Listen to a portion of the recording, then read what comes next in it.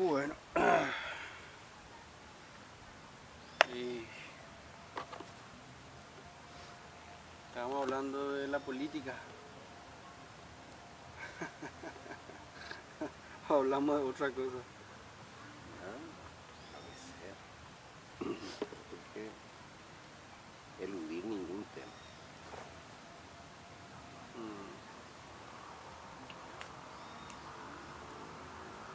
No hay-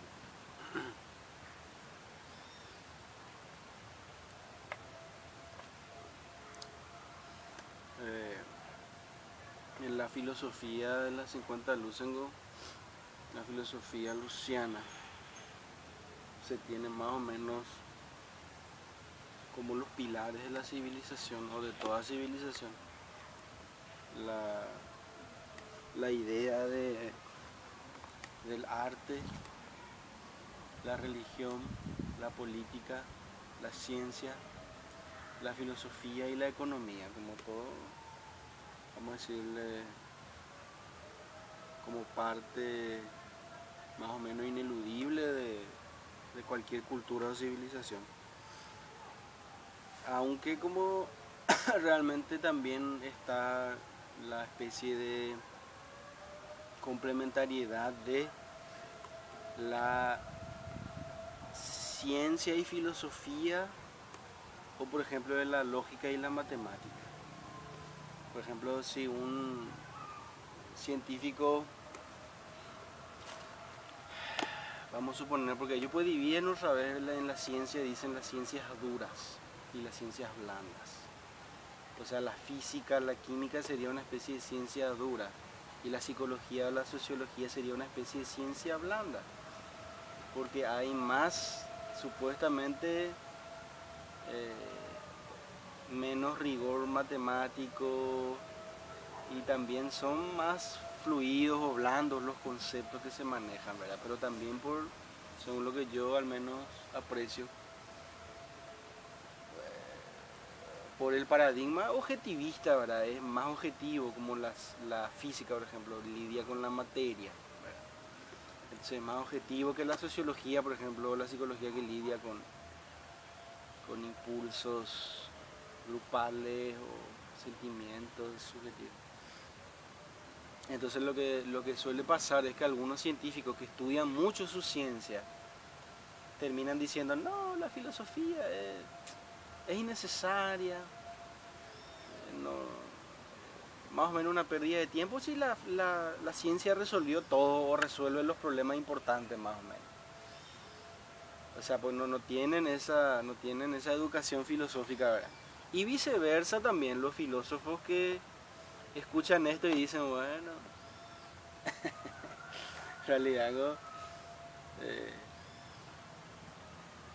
la filosofía es evidentemente la madre de la ciencia en ese sentido, ¿verdad? Si tomamos mismo el libro de Newton, que cambió el mundo, se llamaba filosofía, se llamaba filosofía naturalis principia mathematica, principios matemáticos de la filosofía natural. Entonces ahí ya te da la pauta de que en la época de Newton estaba surgiendo esa idea de la ciencia como un ente en sí mismo separado de la filosofía, ¿verdad? Se fue separando de a poco con Bacon también, ¿verdad? Otros que aportaron. Pero básicamente esa es la complementariedad, lo que yo llamo, y también se da en el caso de la lógica y de la matemática. Gente como Wittgenstein, ¿verdad? Que hablamos un poco, Russell, ¿verdad? Que eran muy lógicos. Y después matemáticos, Poincaré, otros, ¿verdad? Que se centran meramente en la matemática. Los unos dicen, bueno, los lógicos dicen, bueno, en realidad la matemática es parte de la lógica. Es inevitable que más o menos sea así. Y los matemáticos dicen lo contrario. La lógica es una especie de subgrupo, eh,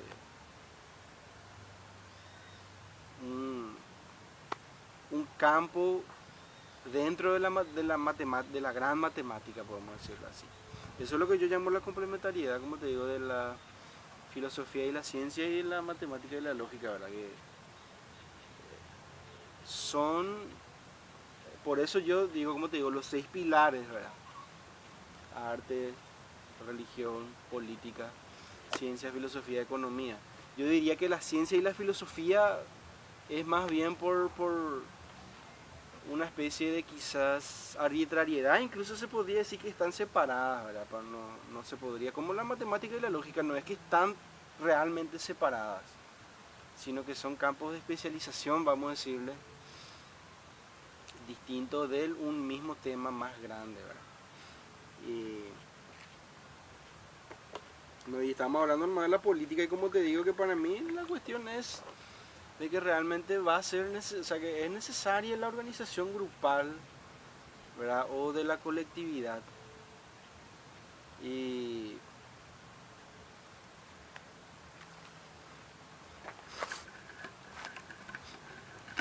realmente no,